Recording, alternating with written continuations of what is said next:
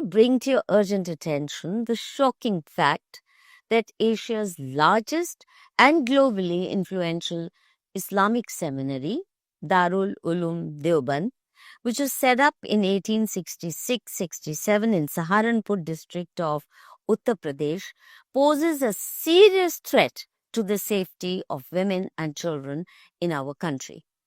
As part of its regular curriculum, Maulanas of Darul Uloom Deoband are teaching their students, including young children, that criminal assaults on minors, sexual intercourse with dead bodies, rape of females, impotent persons, and sex with hapless animals, as well as humans, both adult and children, can be legitimized if followed through with easy to perform rituals such as taking a simple bath after the said horrific acts. Even a cursory reading of some of these books, especially with regards to the rights of women and children, is spine-chilling and mind-numbing to say the least. The most worrisome part of these teachings and numerous fatwas based on them is that sexual perversions that invite rigorous jail terms on account of such acts being considered as heinous crimes in most civilized societies are sought to be normalized through simple rituals such as ghusl or taking a bath, or keeping an extra fast for violating the restrictions regarding sexual activity during Ramadan. Most of the books being taught at Darul Uloom Deoband and other madrasas in India are either in Arabic, Persian, or in Urdu. Therefore, it is not possible for us to conduct a comprehensive academic audit of the curriculum of these madrasas. This task can only be undertaken by competent institutions of the Indian state. As illustrative examples of the perversions contained in the Deoband syllabus, and presenting just a few illustrative extracts from the English and Hindi translations of two books, namely Bahishti Zevar and Peculiar Personal Problems of Men and Women. They were written by late Deobandi ideologue Maulana Ashraf Ali Thanvi, who has a massive fan following among Indian Muslims as well as across the global ummah, including the ISIS, Taliban, and Al-Qaeda. Maulana Thanvi graduated from Darul Uloom Deoband in 1883. When you Google search his name, you get very laudatory references to Maulana Thanvi. He's projected as a highly revered Sunni Muslim scholar and a central figure of Islamic revival in South Asia, meaning pre-partition India. He wrote over 1,000 works, including Bayan ul Quran and Bahishti Zevar, meaning heavenly ornaments. He is a best-selling author and continues to be extremely influential even today. His books are considered so authoritative by scholars of Islam that more than a century after they were written, they are part of academic curriculum not only in Deoband, but also Aligarh Muslim University, as well as countless small and big Islamic seminaries and madrasas. As a result, they have been very influential in shaping the Islamic mind since the early 20th century. They are held in such reverence that they are used for issuing fatwas by Deobandi and other Maulanas even today. Thanvi was a strong supporter of the Muslim League and a close associate and advisor of Muhammad Ali Jinnah. He played a key role in building mass support for the Pakistan movement. He specially trained nearly 1,000 Islamic ideologues to carry his legacy forward.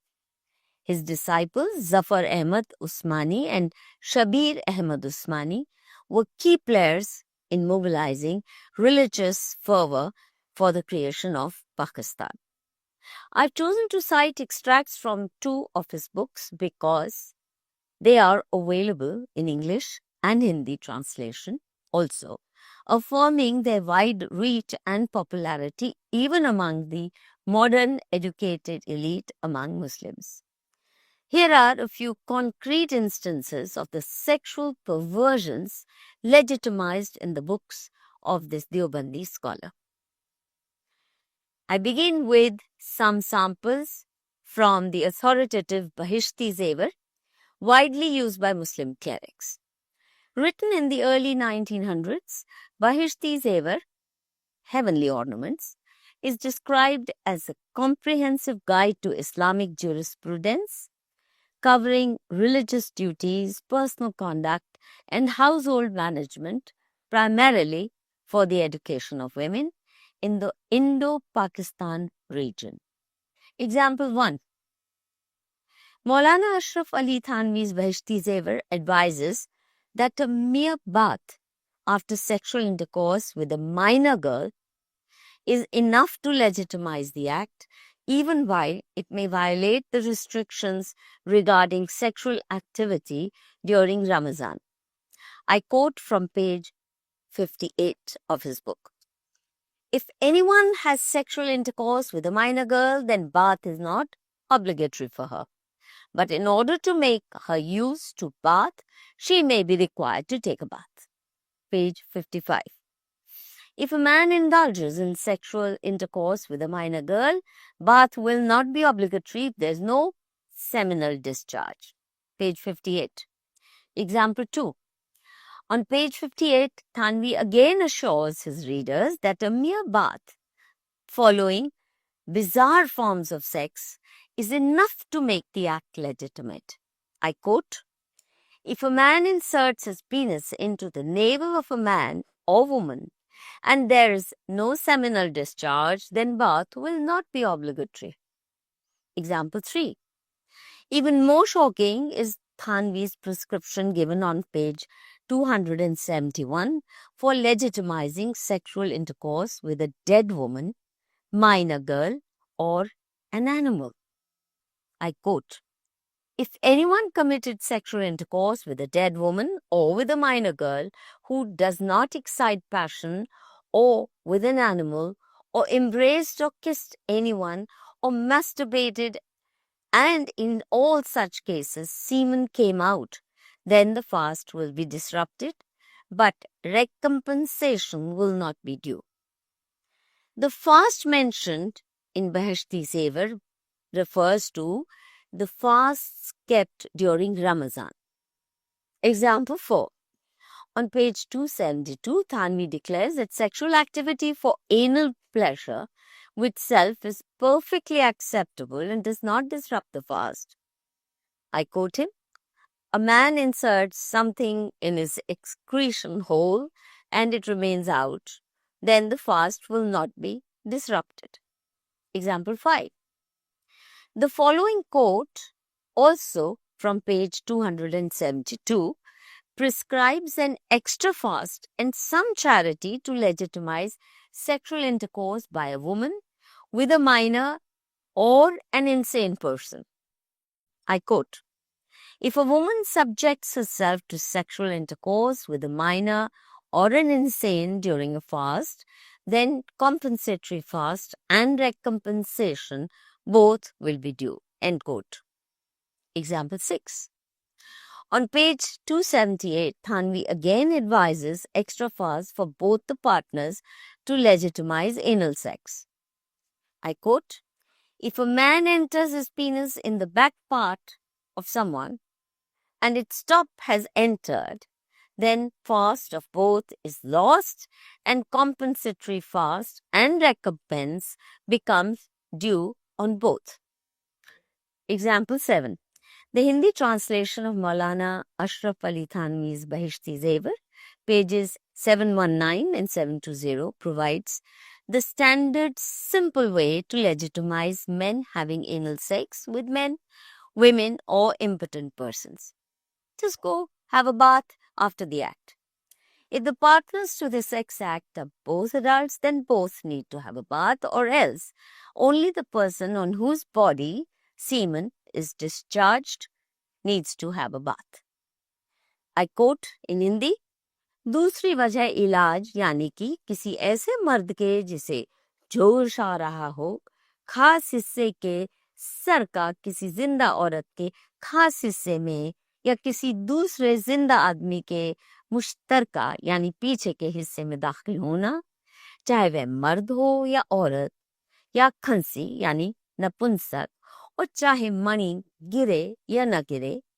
इस सूरत में अगर दोनों में गुस्ल के सही होने की शर्त पाई जाती है यानी दोनों बालिग है, तो दोनों पर, वरना जिसमें पाई जाती है उस पर गुस्ल फर्ज हो जाएगा। Example 8.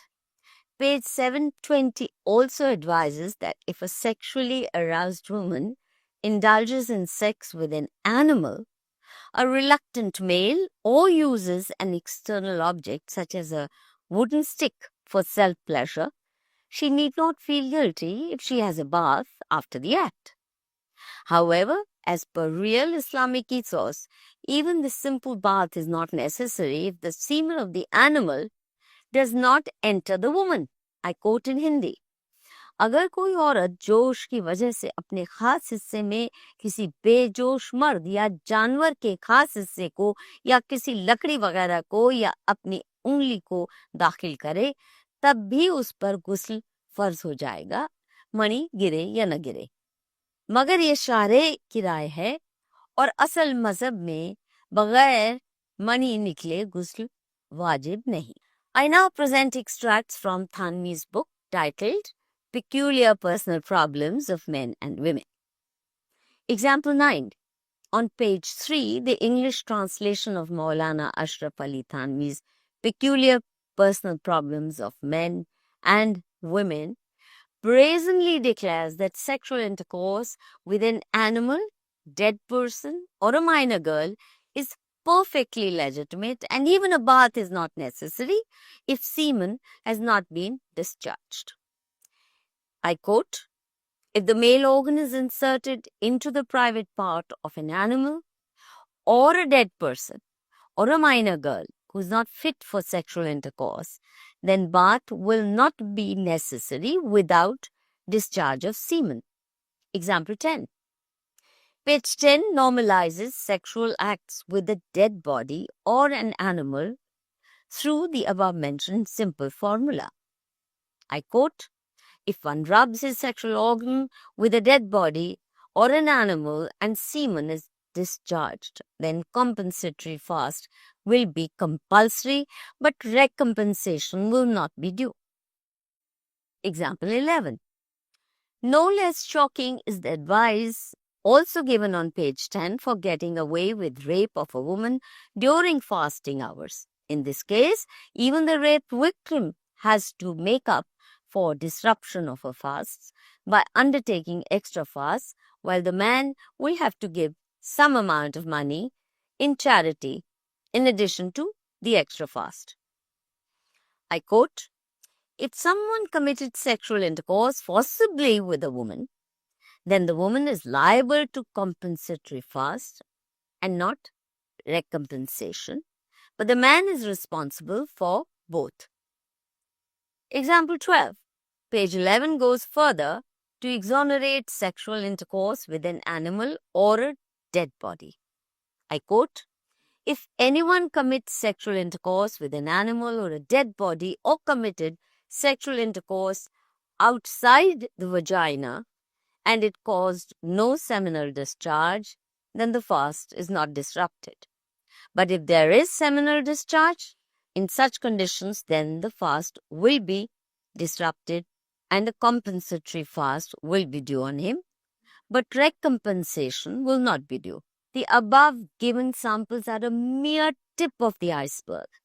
Such sexually perverted content is being routinely spoon-fed to young students by Maulanas and Muftis of not just Darul Uloom Deoband, but countless other Islamic seminaries. Numerous fatwas by Darul Uloom Deoband publicly endorse Maulana Ashraf Ali Thanvi and his works. Some of these fatwas are displayed on the screen as an extra one. For instance, a fatwa in Urdu by Darul Uloom Deoband, publicly endorses sexual intercourse with a minor girl based on Maulana Thanvi's authority. The Urdu fatwa and its English translation is on the screen as an extra too. They provide ample evidence that Darul Uloom Deoband's teachings are endangering the lives of not just Muslim women and children, but also non-Muslims in India in very alarming ways, because the primary target of Islamists are kafir women and children. These facts do not surface in the public discourse because any mention of atrocities and crimes committed by Muslims under the cover of religious freedom immediately invites the tag of Islamophobia and threats of Sartan se juda. Even I am bringing these facts to your notice at the risk of being vilified as Islamophobic as well as endangering my very life. India is a signatory to the United Nations Convention on the Rights of the Child, UNCRC for short, which is a human rights initiative setting out the civil, political, economic, social, health, and cultural rights of children. It is an international treaty that makes it incumbent upon the signatory countries to take all necessary steps to protect children's rights as enumerated in the convention. India is also signatory to the International Convention on the Rights of Women, specifically the Convention on the Elimination of All Forms of Discrimination Against Women, CEDAW for short.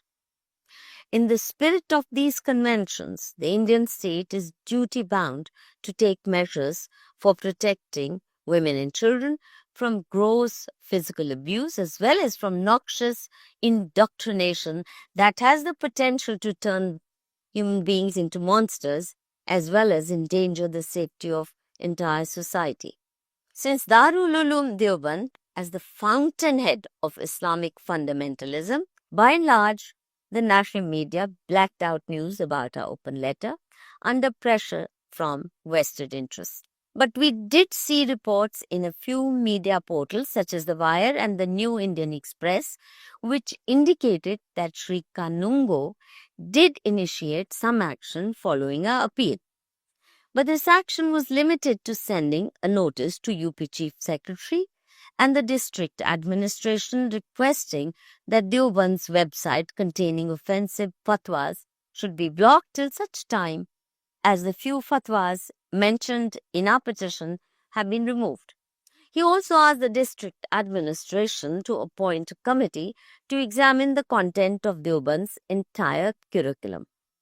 But the committee acted in a very tardy manner, and when asked for an explanation, it merely reported that one of the books, namely Bahishti Zevar, had been removed from the curriculum. Another news report mentioned that Deoband had announced that in the new print edition of Bahishti Zevar, they were dropping certain controversial sections in question. This amounts to admission of guilt. However, the NCPCR did not follow up the matter. Therefore, it is questionable that Deoband actually revised the books to eliminate the sections we had quoted in our petition. At most, they may have done so in the English and Hindi versions, but kept intact the Arabic and Urdu versions, which are used as textbooks. Therefore, it is not enough to remove a few sentences from one of his books. Maulana Thanvi's books as a whole represent the most bigoted version of Islam and deserve to be trashed wholesale. Even with minor tinkering, Muslim leaders like Owaisi rose in defense of the said books and attacked the NCPCR for pushing the Hindutva agenda. If appeal to put an end to such perversions is Hindutva agenda, does it not imply that pervert forms of sex, including rape of dead bodies, constitutes Islamic agenda? Several other Islamic organizations also rose in defense of Deoband for teaching such texts and carried out a massive damage control exercise so that the entire matter was quickly hushed up and got no media coverage. It also stands to reason that if the books of the most respected, best-selling author of Deoband contain so much poison, then other Islamic scholars whose books are part of the curriculum of Deoband and other Islamic seminaries may well be even worse, not better. Most important of all, we had demanded a comprehensive audit of the entire syllabus, including all the books by Maulana Thanvi. This was never undertaken by NCPCR. Nor was there any follow-up to ensure that Deoband does course correction on its own. Most important of all, Deobandis have not disowned such authors or stopped using such material to brainwash their students. Bahishti Zevar is still being sold on Amazon. Well-known Muslim woman writer Ghazala Wahab writes in her book, Being Born a Muslim, that even today, Maulana Thanvi's book, Bahishti Zevar, forms part of a Muslim woman's trousseau, handed down from mother to daughter. Her mother's welcomed copy of this book is treasured by the family. In short, this book is not just an academic tract. It has profound impact on the values Muslim men, women, and children live by and consider as their mazhabi mandates. Even as per the Protection of Children from Sexual Offences, namely POCSO Act 2012, minimum punishment for penetrative sexual assault of girls under 16 involves rigorous imprisonment for 20 years, which may extend to imprisonment for life plus a fine. Whoever abets the offence under the POCSO Act also faces similar punishment. By this logic, Darul Uloom Deoband can well be booked for abetting such acts on a mass scale. Even rape of adult women invites a minimum jail term of 10 years, which can extend to life imprisonment as per the law of India. Stricter punishments, including a minimum of 20 years and a potential death sentence, apply to cases involving a victim under 12 years of age. But as per the Maulanas of Darul Uloom Deoband, a mere baat, after committing barbaric sexual crimes against women and children, makes the acts normal and legitimate. In fact, these crimes are being treated as God-given rights of Muslim men. If they are allowed such acts during the supposedly holy month of Ramadan, one can well imagine the sexual crimes that are permissible during normal days. Given this dangerous scenario, you need to take serious note of the fact that the religious education being provided by Darul Uloom Deoband and AMU is ruining the mental and physical well-being of youngsters studying there, since they're encouraging students to believe that criminal forms of sexual acts are normal and rightful behavior. Such persons grow up to be a threat to the well-being of the entire society.